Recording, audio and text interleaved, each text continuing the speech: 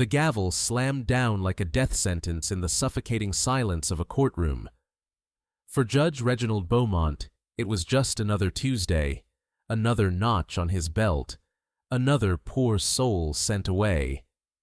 The man in the defendant's box, a black man named Darius, was just another statistic, a face he would forget by lunch. But Beaumont had made a catastrophic mistake. He believed he was the master of this domain, the weaver of fates. He did not know that his courtroom was a crime scene, that his gavel was a weapon, and that the man he had just framed was the one man who could burn his entire corrupt world to the ground. The city of Oak Haven was a patient with a festering wound. On the surface, it gleamed with civic pride and new development. But underneath the polished veneer, a rot had set in, poisoning everything it touched. At the heart of this decay was a name whispered in fear and reverence: Angelo, the Viper, Moretti. He ran the city's criminal underworld with brutal efficiency. But his true power did not come from the barrel of a gun.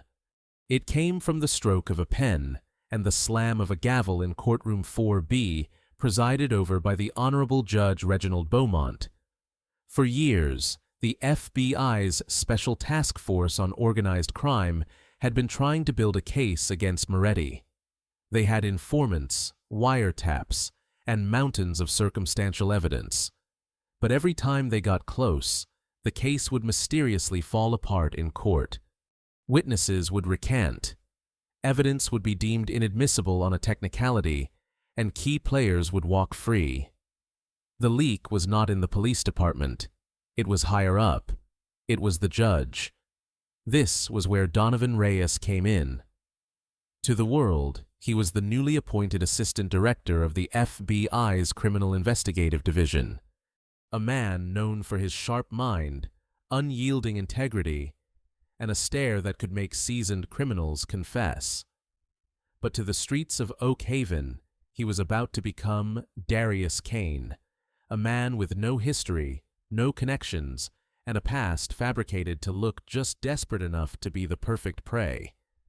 The operation was audacious, bordering on insane. Donovan, a man who commanded hundreds of agents, was going undercover himself.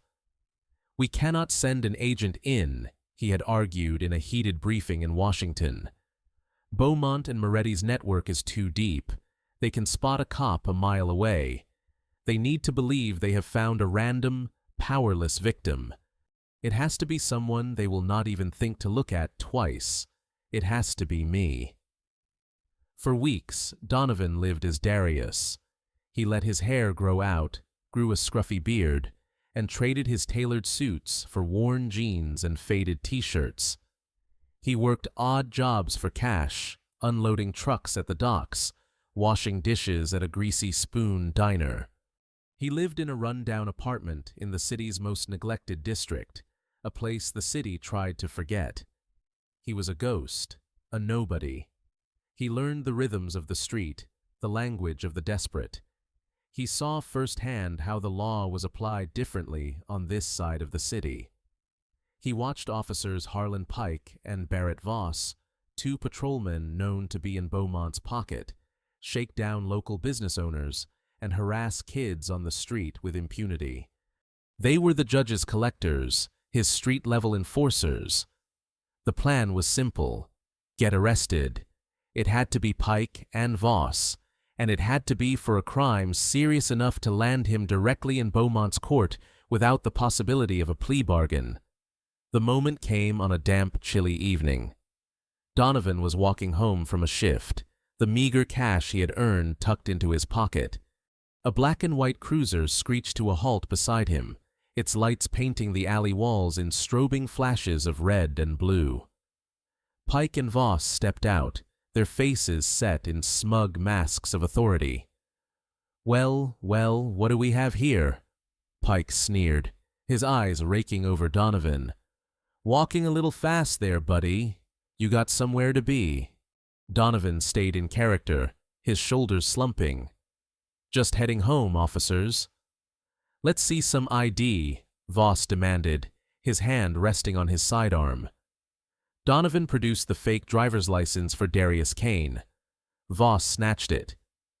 "Darius Kane, you are a long way from nowhere, Darius." He handed it to Pike, who made a show of examining it under the flashlight. "What is in the bag?" Pike asked, nodding toward the small backpack Donovan was carrying. "Just my work clothes." "We will be the judge of that," Pike said, a cruel smile playing on his lips. He ripped the bag from Donovan's shoulder and dumped its contents onto the wet pavement. A change of clothes, a half-eaten sandwich, a paperback book, and a small clear baggie containing a white powdery substance. Donovan's internal clock began to tick. The bait was planted. He looked at the baggie with practiced confusion and fear. "What is that? That is not mine. I have never seen that before." Voss laughed, a harsh, ugly sound. "That is what they all say. Looks like about 2 ounces of premium-grade trouble to me, Harlan." "My thoughts exactly," Pike agreed, pulling out a pair of handcuffs.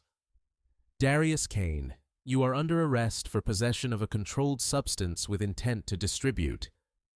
The cold steel clamped around Donovan's wrists. He did not resist.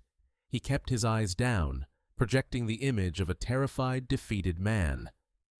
As they shoved him into the back of the cruiser, he caught a glimpse of Pike's phone, a signal to the whole corrupt machine. The message was being sent to a burner phone, but Donovan knew its ultimate destination. It was a signal to the whole corrupt machine. The gears were now turning. The bait had been taken, and he was being dragged into the heart of the beast's lair. The central booking precinct was a cacophony of human misery. The air was thick with the smell of sweat, disinfectant, and despair. For Donovan Reyes, who had overseen operations that dismantled international crime syndicates, this was a different kind of front line. Here, the enemy was not a cartel boss or a foreign spy. It was the slow, grinding indifference of a system designed to break you. As Darius Kane, he was processed like cattle. His fingerprints were taken, his photos snapped, his worn-out belt and shoelaces confiscated. He was stripped of his identity and given a number. Every interaction was designed to diminish him, to make him feel small and powerless. The officers behind the desk were dismissive. The guards were hostile, and the other men in the holding cell were a mixture of hardened criminals and terrified first-timers. Donovan, with his calm and watchful demeanor, fit somewhere in the middle. He observed everything, cataloging the cracks in the system, the casual cruelty, the shortcuts that were the lifeblood of corruption. After a long, sleepless night on a cold steel bench, he was brought for his arraignment. He was shuffled into a small, windowless room to meet his court-appointed lawyer. A tired-looking woman with dark circles under her eyes and a stack of files that seemed permanently attached to her hip entered and sat down opposite him. "Lydia Harlan," she said, her voice weary but professional. "I am your public defender. I have got about 10 minutes before they call your name, so let us make this quick. You are Darius Kane, picked up for possession with intent. 2 ounces of cocaine. Officers Pike and Voss. They are claiming it was in plain view in your bag. This is a serious charge. Given the weight, you are looking at mandatory minimums. The DA is not going to be lenient." She spoke in a rapid-fire monotone, the sound of someone who had given this same speech 100 times to 100 different men. Donovan looked at her, truly looked at her. He could see the spark of a fighter buried under layers of exhaustion and cynicism. "It was not mine," he said, his voice quiet but firm. "They planted it." Lydia let out a sigh, a sound heavy with disappointment. "Mr. Kane, everyone says that. I have 23 active cases right now. I need something more to work with than they planted it." Did they have cause to stop you? Did you say anything incriminating? They stopped me for walking too fast. Donovan replied evenly. And I said nothing. Something in his tone, a lack of the usual panic or defensive anger, made Lydia pause. She looked at his file again, then back at him. There was an intelligence in his eyes, a stillness that was out of place. Pike and Voss, she muttered to herself. They have a reputation. Say anything unless I tell you to. Just say anything unless I tell you to. Just nod and look respectful. Our goal today is just to get through this. We will talk more later. Shackled to a line of other men in orange jumpsuits, Donovan was led into courtroom 4B. It was an old, wood-paneled room that tried to project an aura of solemnity and justice, but the dust motes dancing in the shafts of light and the faint scent of decay told a different story. And then he saw him. Judge Reginald Beaumont sat elevated on the bench, a black robe draped over his portly frame. He had a florid face, small, shrewd eyes, and a mouth that was permanently downturned in a look of stern disapproval. He moved with an air of absolute, unchallengeable authority. This was the man who held the city's fate in his hands. As the bail hearing for Darius Kane began, Beaumont barely glanced at the file. The prosecutor quickly recited the charges. "Mr. Kane," Beaumont said, his voice dripping with condescension as he finally looked down at Donovan. "Possession with intent to distribute. Poisoning our streets. You people come into this city and—" He stopped himself, catching the slightest flicker of a warning glance from a court clerk. This court has zero tolerance for this kind of filth. Lydia Harlan stood. "Your Honor, my client has no prior convictions.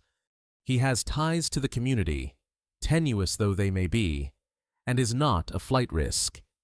We request bail be set at a reasonable amount." Beaumont scoffed, a small, dismissive sound. "No priors that we know of. These transient individuals are a plague. They drift in, commit their crimes, and drift out. Reasonable bail? The only reasonable thing to do is ensure Mr. Kane remains where he can do no more harm." He looked directly at Donovan, his eyes cold and devoid of empathy. "Bail is denied. Remand to custody until trial." He banged his gavel, the sound echoing the finality of a slamming cell door. Next case. As Donovan was led away by the bailiffs, his eyes met Beaumont's for a fleeting second. Donovan showed nothing, his face a mask of resignation. But inside, a cold fire was burning. Beaumont had not just denied him bail, he had revealed his hand. The use of "you people," the immediate assumption of guilt, the theatrical contempt. It was all part of the show. This was not justice. It was a performance, and Beaumont was the star. Back in the holding cell, the weight of the system felt real, suffocating. Donovan knew his team was monitoring from a distance, that this was all part of the plan. But for the men around him, this was not a plan. This was their life. He was inside the jaws of the machine, and he could feel them beginning to grind. The Oak Haven County Detention Center was a world unto itself, a concrete and steel ecosystem that operated on its own brutal set of rules. For Donovan, it was the perfect listening post. Stripped of his rank and authority, he was just another inmate, invisible and underestimated. And in a place like this, being invisible was a superpower. He spent his days in a state of heightened awareness, his FBI training kicking into overdrive. He was a sponge, absorbing the prison's rhythm, its power dynamics, its currency of fear and favor. He listened to the guards' casual conversations, noting their biases and their blind spots. He watched the inmates, deciphering the coded language and silent signals that passed between them. His target was information on the pipeline between the street and the courtroom. He needed to find the link, the whispers that connected Moretti, Beaumont, and the beat cops like Pike and Voss. He found it in the unlikeliest of places, the prison library. It was a small, dusty room filled with tattered paperbacks, a sanctuary for those seeking a temporary escape. An old inmate named Elias Pops Monroe ran the place. Pops had been inside for years, a lifer who had seen it all. He was quiet, observant, and respected by every faction in the jail. Donovan started spending his allotted time in the library, not just to read, but to talk to Pops. He did not push or pry. He asked about books, about life inside, and he listened. Pops, in turn, seemed to recognize something different in Darius. He saw a man who was not broken by the system, but was studying it. One afternoon, as Donovan was shelving books, he mentioned his case. "Got picked up by Pike and Voss," he said casually. "Planted a bag on me." Pops did not even look up from the book he was repairing. "The welcoming committee," he rasped, his voice low. "That is what we call them. They bring fresh meat for the judge's grinder." "Beaumont?" Donovan asked, keeping his tone neutral. "There is only one judge that matters for cases like ours," Pops said, finally meeting Donovan's gaze. His old eyes were sharp and knowing. "Beaumont runs his courtroom like a factory. Cops bring him the parts. He assembles the convictions, and the product gets shipped out here. Everybody gets what they want. What does Beaumont want?" Pops gave a dry, humorless chuckle. "What do all powerful men want? More power and money.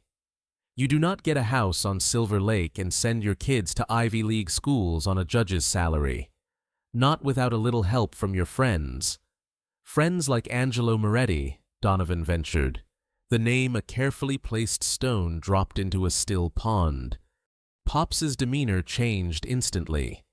The friendly old librarian vanished, replaced by a weary inmate. "You do not say that name in here. Not unless you want to find a shiv in your ribs. Some walls have ears, and some of those ears report directly to the Viper."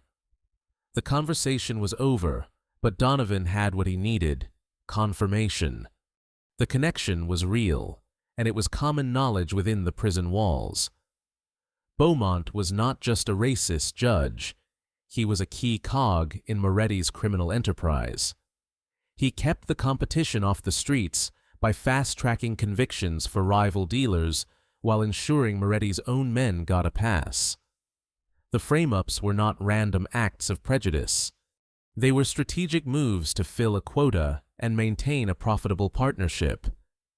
Meanwhile, on the outside, Lydia Harlan was finding her own reasons for suspicion. The perfect police report from Pike and Voss was starting to unravel under her scrutiny.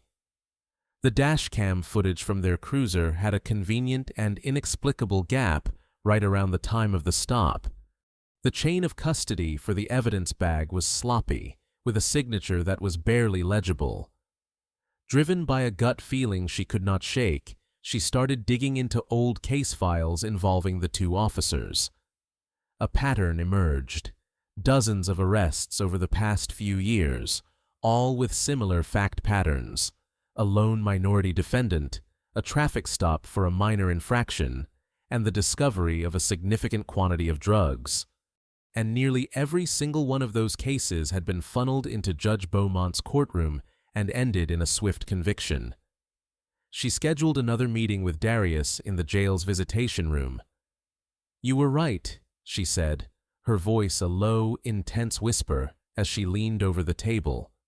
"This is bigger than just you, Pike, Voss, and Beaumont. It is a system. I found at least 15 cases just like yours, but it is all circumstantial. It is a pattern of behavior, not hard proof of a conspiracy." "What about the dash cam?" Donovan asked. "The official report says equipment malfunction." "It is a dead end," she said, frustration clear in her voice. "They are covering for each other. The DA's office is accepting their reports without question. To win this, I need more than a pattern. I need something that blows this whole thing wide open." Donovan looked at her, his expression unreadable. He knew his team was gathering that proof, compiling financial records, and tracking communications between Beaumont and Moretti's lieutenants. But Lydia did not know that. She was fighting this battle alone, armed with nothing but her intellect and a growing sense of outrage. "Just keep digging," Donovan told her.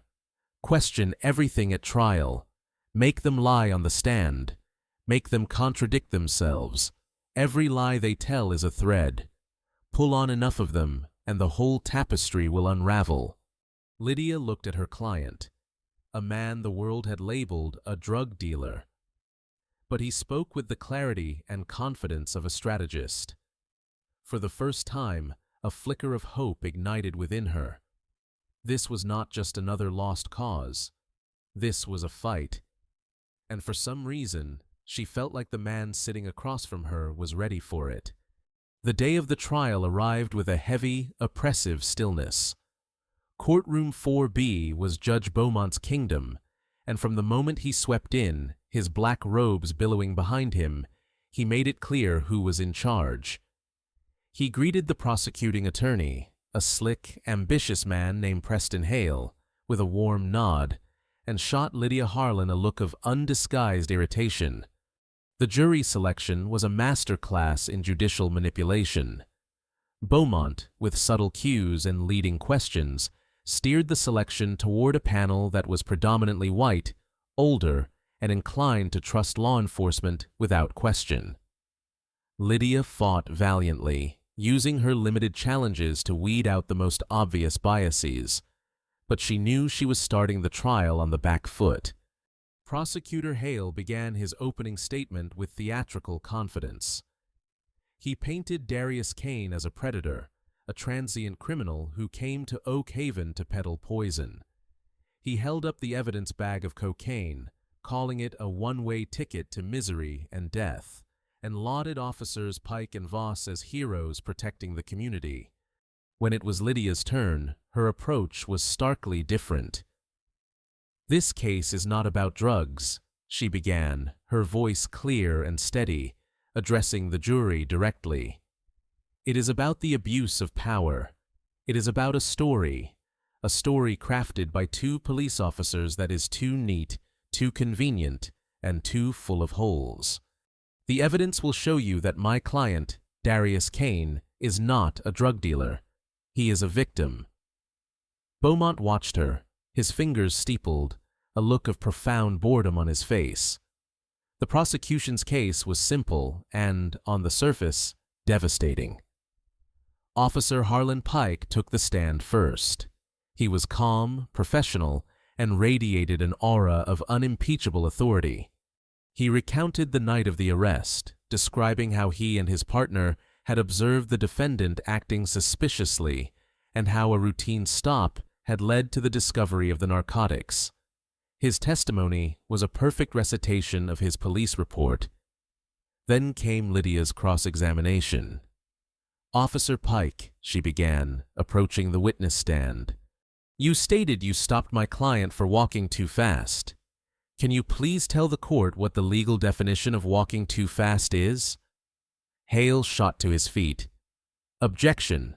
Relevance. Sustained." Beaumont grunted without even looking at Lydia. Lydia pivoted. "Officer, your report mentions a gap in your dashcam recording due to an equipment malfunction. Is that correct?" "Yes, ma'am." "The older units can be unreliable," Pike said smoothly. "How convenient," Lydia murmured, earning a sharp glare from the judge. "In your experience, officer, how often do these malfunctions occur?" "It happens from time to time." "And did this malfunction happen before or after you claimed to have found the drugs?" Pike hesitated for a fraction of a second. "I believe it was around the same time, So, the single most crucial piece of objective evidence in this entire case is missing because of a perfectly timed technical glitch. Lydia pressed. Objection. Argumentative. Hale shouted. Sustained. Miss Harlan, move on, or I will hold you in contempt. Beaumont barked. The pattern continued with Officer Voss. He corroborated Pike's story perfectly. Too perfectly.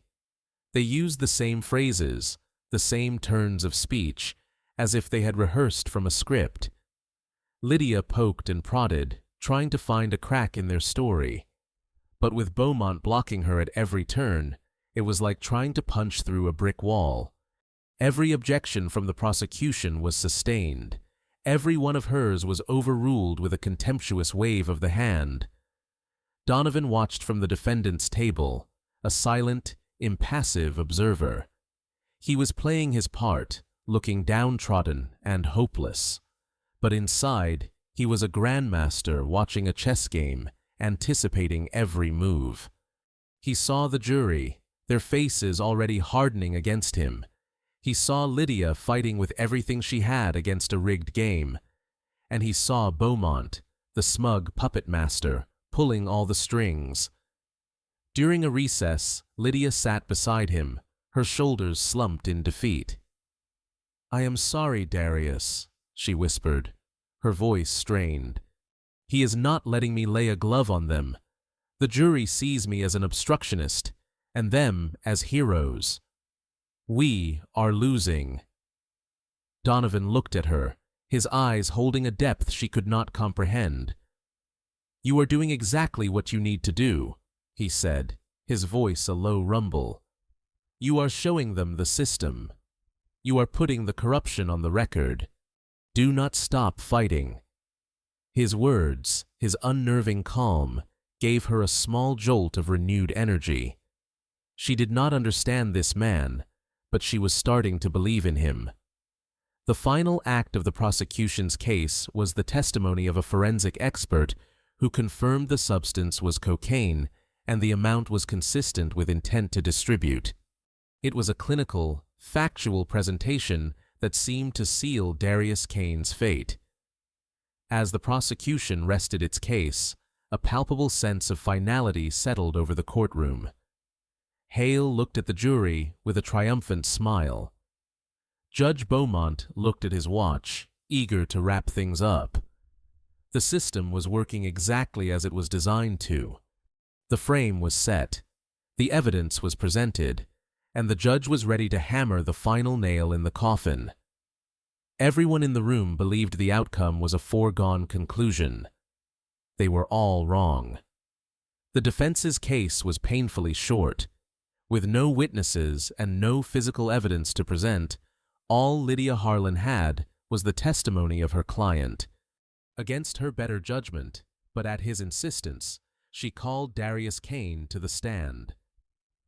Donovan walked to the witness box with a steady, deliberate gait that seemed at odds with his supposed station in life. He took the oath, his voice ringing with a surprising clarity in the hushed courtroom.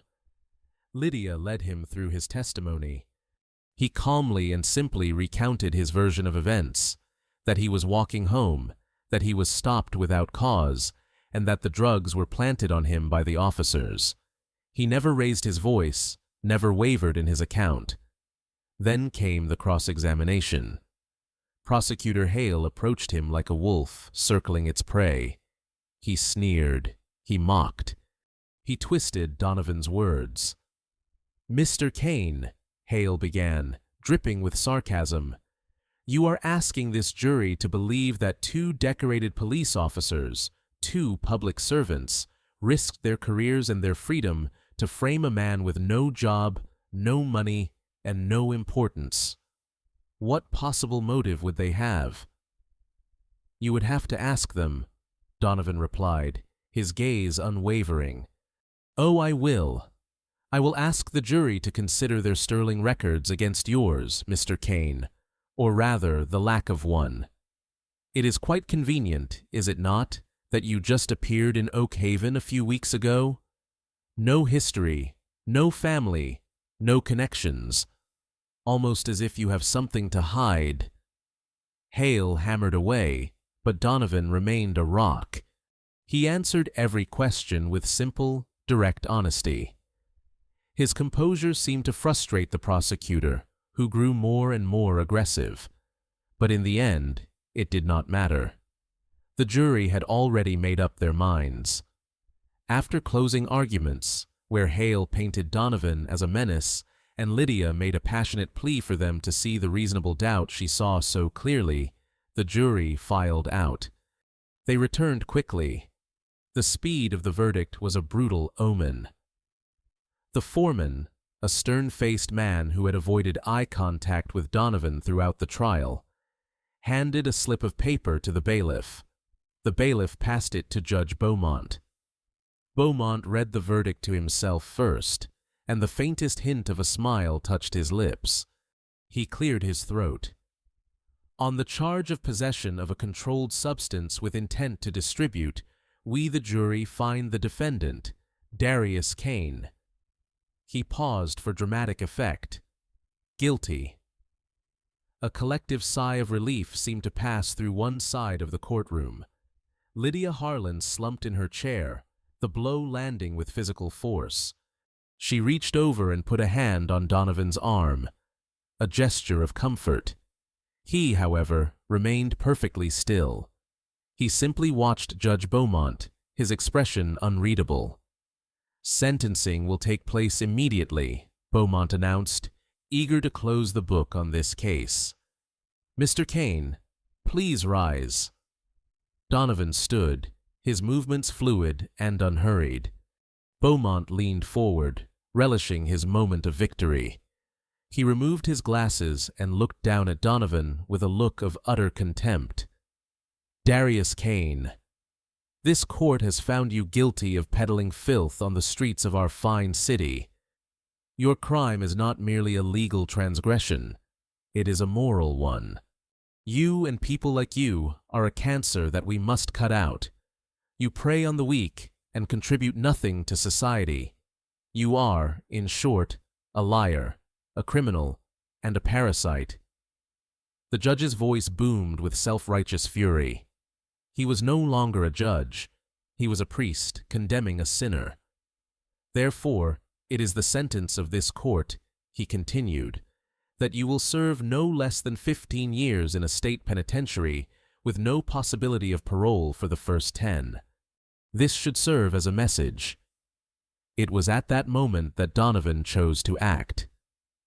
Your Honor, he said, his voice cutting through Beaumont's tirade. It was not loud, but it had a quality of command that made everyone in the room, including the judge, fall silent. Beaumont stared, stunned by the interruption. The defendant will be silent. You have nothing more to say. On the contrary, Your Honor, Donovan said, his voice gaining strength.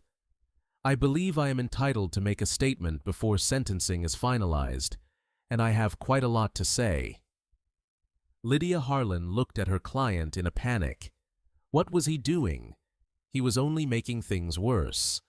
She tried to pull him back, to whisper for him to stop, but he gently shook his head. Beaumont, intrigued and arrogant, leaned back in his chair. A small, cruel smile played on his lips. Very well, Mr. Kane. Let us hear it. Let us hear the pathetic excuses of a common criminal. The floor is yours. Amuse us. He gestured magnanimously. In his mind, he was giving the condemned man one last bit of rope to hang himself with. Donovan Reyes looked around the courtroom. He met the eyes of the jury, the prosecutor, and his own bewildered lawyer. Then his gaze settled on Judge Reginald Beaumont, a predator locking eyes with its prey. The performance was over. The investigation was about to reach its stunning conclusion. The air in the courtroom crackled with a tension that no one could explain. They were all standing on the edge of a precipice, about to witness a fall they could never have imagined. Thank you, Your Honor, Donovan began, his voice now devoid of the meekness he had feigned for weeks. It was a new voice, crisp, articulate, and imbued with an authority that seemed to come from a place far beyond the confines of a defendant's box. The entire courtroom leaned in, captivated by the sudden shift in his demeanor. For the past few days, he continued, turning slightly to address the jury, you have listened to a story, a well-rehearsed narrative about a man named Darius Kane, a supposed drug dealer. You heard the testimony of officers Pike and Voss, who painted themselves as vigilant protectors of this city. He paused, letting his words hang in the air. But as Miss Harlan so eloquently argued, a story is all it is, and it is a story full of holes. Let us talk about that gap in the dashcam footage, for instance. An equipment malfunction, Officer Pike called it. Donovan's eyes found Officer Pike, who was standing near the prosecution's table, looking smug. The equipment did not malfunction, Officer Pike. It was manually deactivated. And reactivated. Just long enough for Officer Voss to exit the vehicle, approach my side, and place the bag of narcotics, which had been in the cruiser's glove compartment since the beginning of your shift, into my backpack. Pike's face went pale. Prosecutor Hale shot to his feet. Objection. The defendant is making wild, unsubstantiated claims. I am just getting started, Donovan said, his voice cutting through the objection like a scalpel. He turned his attention to the judge. This frame-up, Your Honor, was efficient. Almost as efficient as the 15 other identical cases prosecuted in this very courtroom over the past few years, all involving minority defendants, all arrested by the same 2 officers, and all resulting in maximum sentences delivered by you. Beaumont's face, once florid and arrogant, was now a mask of disbelief and rage. Bailiff, restrain the defendant. His outburst is over. But the 2 bailiffs flanking Donovan hesitated, mesmerized by the scene unfolding. I do not think you want to do that, Donovan said calmly. He looked past Beaumont toward the main doors at the back of the courtroom. Because this is not an outburst. It is a debriefing. His eyes shifted to Hale. And you, Mr. Hale, you were so curious about my motive, about why 2 decorated officers would frame an unimportant man. They did it because they were ordered to, just as you are ordered to prosecute certain cases with extreme prejudice while letting others slide. He then looked directly at Judge Beaumont, his voice dropping to a steely, accusatory tone. They do it for the same reason you do, Your Honor. For the money. For the monthly payments that are funneled from the accounts of Angelo Moretti through 3 shell corporations and into an offshore account in the Cayman Islands, account number 734-9B-41. A collective gasp swept through the courtroom. Lydia Harlan stared at her client, her mind reeling. How could he possibly know these things? Judge Beaumont slammed his gavel repeatedly, the sound now frantic and powerless. Contempt. Contempt of court. I order you to be silent. This is a circus. No, Your Honor, Donovan said, his voice rising to fill the chamber. This is a federal sting operation, and you are its primary target. He reached into the pocket of his orange jumpsuit, an act that should have been impossible, and pulled out a small, flat object. He held it up. It was a badge. An FBI badge. My name is not Darius Kane, he declared, his voice resonating with the full force of the United States government. I am Assistant Director Donovan Reyes of the Federal Bureau of Investigation. At that exact moment, the heavy oak doors at the back of the courtroom burst open. A dozen agents in dark blue vests emblazoned with FBI swarmed into the room, their movements precise and overwhelming. Leading them was a sharp-eyed woman who looked directly at Donovan.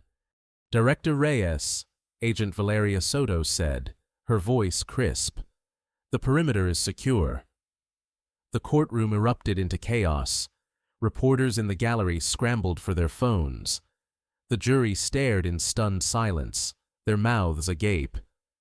Officers Pike and Voss were frozen in place, their faces a portrait of pure terror as two agents moved to apprehend them. Prosecutor Hale staggered backward, collapsing into his chair as if his legs had given out. But Donovan Reyes had eyes for only one man. He looked at Judge Reginald Beaumont, who was half standing, his face ashen, his gavel fallen from his trembling hand.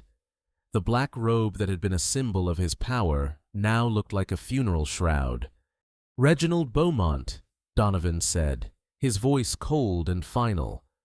"You are under arrest for racketeering, conspiracy, money laundering, and obstruction of justice." Two federal agents ascended the steps to the bench, the sacred space of the court now a crime scene. They cuffed the sputtering, incoherent judge who just moments before had been the most powerful man in the room. Donovan Reyes stood tall in his orange jumpsuit, a symbol of the very system the judge had corrupted. He had walked into the lion's den disguised as a lamb, and he had brought the whole jungle down with him. The immediate aftermath of the reveal was a maelstrom of controlled chaos. As Judge Beaumont, speechless and shaking, was led away in handcuffs from his own bench, the sanctity of courtroom 4B was irrevocably shattered. What was once a hall of justice had been exposed as a criminal's boardroom, and its CEO was now in federal custody. Officers Pike and Voss offered no resistance. The color had drained from their faces, replaced by the sick gray pallor of men who knew their lives were over. As they were read their rights, their eyes darted around frantically, searching for an escape that did not exist. Their world of petty tyranny and guaranteed impunity had evaporated. Lydia Harlan remained frozen in her seat beside the man she had known as Darius Kane. Her mind was a whirlwind of confusion, shock, and a dawning, brilliant sense of vindication. Every instinct she had had about this case, every suspicion she had harbored about the corruption in the system, was not just true. It was the subject of the highest-level federal investigation. Donovan, Director Reyes, turned to her. The hardened mask of the undercover operative softened for a moment, and she saw the man beneath. "Miss Harlan," he said, his voice now filled with a deep, genuine respect. "I apologize for the deception. It was a necessary part of the operation. You should know you are one of the finest public defenders I have ever had the privilege of observing. You fought for me when you had every reason not to. You upheld your oath, even in a court where it was meaningless." Lydia could only stammer. I do not understand. You let them convict you." "We had to," Agent Soto explained, stepping forward. A conviction and sentencing by Judge Beaumont was the final, undeniable act that tied the entire conspiracy together. It was the keystone. By framing Director Reyes, he sealed his own fate. The full scope of the operation, codenamed Fallen Gavel, was revealed over the next few hours. While Donovan had been on the inside, his team had been working tirelessly on the outside. They had correlated his inside information with financial forensics, witness protection details, and advanced surveillance. They had built an ironclad case not just against the judge and his pet officers, but against the entire network. They had dismantled it for good. As Beaumont was being processed at the federal building, other FBI teams were executing coordinated raids across Oak Haven. Angelo, the Viper Moretti, was apprehended at his lavish estate, caught completely by surprise. His top lieutenants, several city officials on his payroll, and a handful of other corrupt police officers were rounded up simultaneously. The rot Donovan had felt in the city was not just being treated, it was being surgically removed. News cameras flocked to the courthouse, their broadcasts going national. The story was sensational.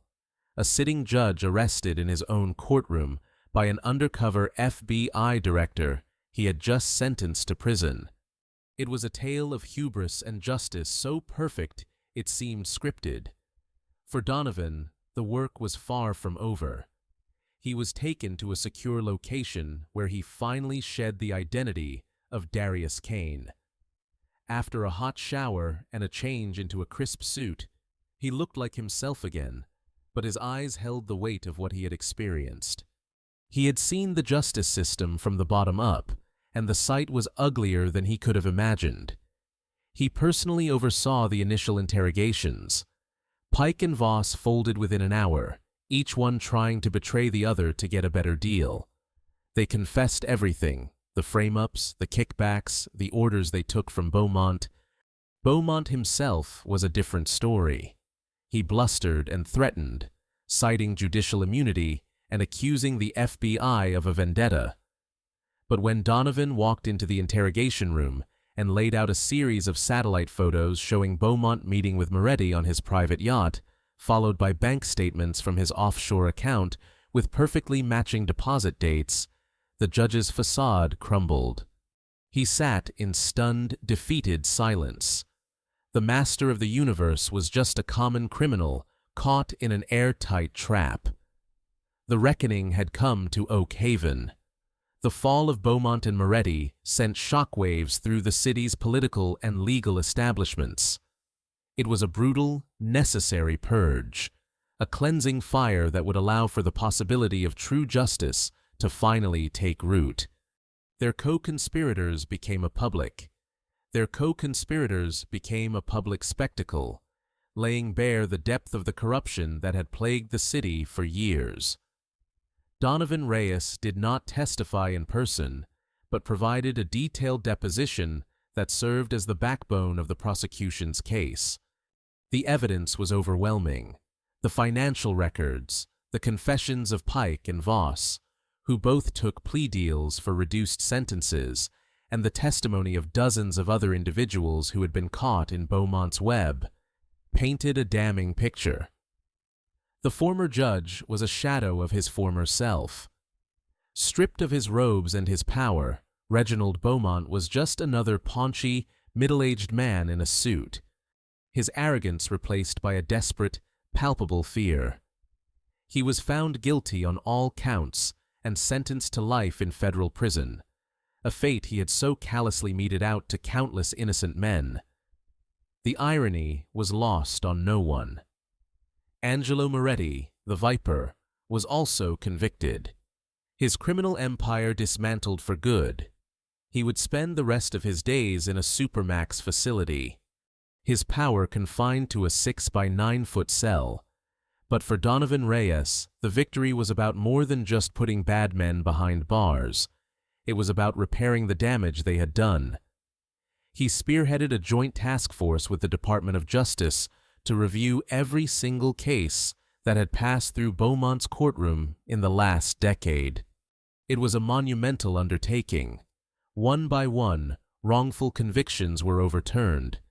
Men who had lost years of their lives to Beaumont's corrupt grinder were exonerated and released. Families were reunited. Lives were, piece by piece, put back together.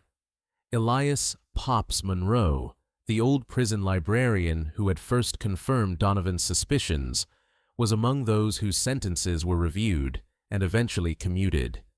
Lydia Harlan became a local hero. Her tireless defense of Darius Kane was lauded as a testament to the principles of public defense. She was offered a senior position in a newly reformed public defender's office, with the resources and staff to ensure that no one would face a rigged system alone ever again. She accepted, determined to be part of the solution. One crisp autumn evening, months after the trial, Donovan returned to Oak Haven, not as an undercover operative, but as the assistant director of the FBI. He met Lydia at a small cafe overlooking the city skyline. "Look at it," Lydia said, gesturing to the city lights. "It feels different now, cleaner, more hopeful." Justice has a way of doing that, Donovan replied, a faint smile on his face. It is a long road, but it is worth it. None of this would have been possible without people like you, Lydia. People who keep fighting, even when the fight seems lost.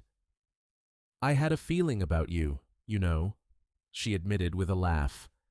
I told my colleagues I had a client who was either completely innocent or the most convincing sociopath I had ever met. I am glad it was the former. They sat in comfortable silence for a moment, two warriors who had fought on the same side of a secret war. Donovan had gone into the darkness to expose it, but it was people like Lydia, working every day in the trenches, who would have to keep the light on. As he prepared to leave, Donovan looked out at the city once more. His work in Oakhaven was done. The wound had been cleansed. The patient was healing. It was a stark reminder that sometimes, to fix a broken system, you have to be willing to break it wide open. And sometimes, the most powerful man in the room is not the one in the judge's robes, but the one in the defendant's box, waiting for the perfect moment to deliver a verdict of his own. Years passed. The seasons in Oakhaven turned, washing the city with rain and sun, and with them washing away the most visible stains of its corrupt past. The sensational trials of Judge Beaumont and the Moretti syndicate faded from the national headlines into local legend, a cautionary tale whispered to new recruits at the police academy and a case study for law students. But for the people whose lives were directly touched by the conspiracy, the changes were not legendary. They were real, tangible, and woven into the fabric of their daily existence. Lydia Harlan now ran the Oakhaven Public Defender's Office. The cramped, underfunded warren of cubicles had been replaced by a modern, spacious office in a new municipal building. The change was more than cosmetic. Her budget had been tripled by a reform-minded city council, allowing her to hire bright, dedicated young lawyers, investigators, and social workers. The office, once a place of managed despair, now hummed with a vibrant, determined energy. One afternoon, she watched a young lawyer from her team, Maria Sanchez, return from court, her face glowing with triumph. "We won," Maria announced to the office, a round of applause breaking out. Motion to suppress granted. The judge found the traffic stop had no probable cause. Case dismissed. Lydia smiled. The judge in that courtroom was a new appointee, a stern but scrupulously fair woman who followed the letter of the law. A motion like that would have been laughed out of Beaumont's court. Today, it was the standard. The system was slowly, painstakingly healing itself.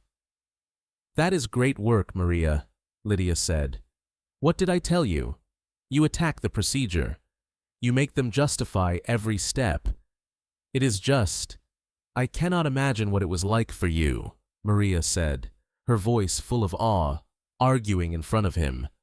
"It was a different world," Lydia admitted, a distant look in her eyes. "But it is a world that does not exist anymore. Let us make sure it never comes back." Miles away, in the desolate landscape of ADX Florence, the federal supermax prison, former Judge Reginald Beaumont was living in that different world. Here, there were no black robes, no elevated bench, no symbols of power. There was only a concrete box and the crushing weight of endless identical days. His name was gone, replaced by inmate number 7928-D-12. He was no longer a weaver of fates. He was a ghost in the machine he had once so gleefully operated.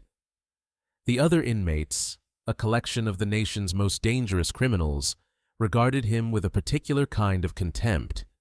He was not a gangster or a kingpin. He was a hypocrite, a man who had wielded the law like a weapon, only to be felled by it himself. One day in the prison yard during his 1 hour of allotted recreation, A wiry inmate with cold, dead eyes approached him. "Beaumont, right!" the inmate hissed, his voice a low threat. Beaumont, whose spirit had been eroded to a nub of perpetual fear, flinched. "I do not know you. You should. You sent me up for a possession charge. Cops were Pike and Voss." The inmate's lips twisted into a cruel smile. "Funny how things work out. I get out on that appeal your FBI friend started. But you are never leaving. Every day you are in here, I want you to remember the faces of the men you sent here, because now you are just one of us." The inmate walked away, leaving Beaumont trembling, not from the threat of violence, but from the chillingly perfect karma of his new reality. He was trapped in the very hell he had created for others, stripped of his name, his power, and his future. Back in Washington, D.C., in his quiet, orderly office at FBI headquarters, Assistant Director Donovan Reyes reviewed the latest crime statistics from Oak Haven. Violent crime was down 18%. Public trust in law enforcement was up for the first time in a decade. The reforms were holding. Operation Fallen Gavel had become a model for combating systemic corruption. Donovan had been promoted, given more oversight, and was now tasked with creating similar internal affairs units in other troubled cities. The work was demanding, bureaucratic, and a world away from the grit of his undercover assignment. Yet, he found a deep satisfaction in it. Pinned to a corkboard behind his desk, amidst charts and official memos, was a small newspaper clipping from the Oak Haven Gazette. It was a photo of Lydia Harlan cutting the ribbon on her new office. She had sent it to him with a simple, handwritten note. "Look what you started." He sometimes thought about Darius Kane, the ghost he had been. He remembered the cold of the cell, the taste of prison food, the suffocating feeling of powerlessness. It was a scar on his soul, a memory he would carry forever. But it was also his greatest strength. It gave him a perspective that no other director in the Bureau possessed. He knew what the system felt like from the bottom, and he would spend the rest of his career fighting to fix it from the top. The city of Oak Haven was healing, but the scars remained. They were a reminder of how easily justice could be perverted, but also a testament to the fact that no system is so broken that it cannot be reclaimed by the brave and the just. The fall of one corrupt judge had not solved all the world's problems, but for one city, it had allowed a new dawn to break. The story of Donovan Reyes and Judge Beaumont is a powerful reminder that the scales of justice can be tipped by corruption, but they can always be set right by courage and truth. It shows that no one is above the law, and that integrity can be found in the most unexpected places, from the highest ranks of the FBI to the overworked office of a public defender. Karma in this story was not just a concept, it was a federal task force, and its arrival was devastating for those who thought they were untouchable. If this story of justice served and corruption crushed resonated with you, please help us share it. Hit that like button. Share this video with someone who needs to see that the good guys can still win. And subscribe to our channel for more incredible stories of karma and justice in action. Let us know in the comments what you thought about Director Reyes's audacious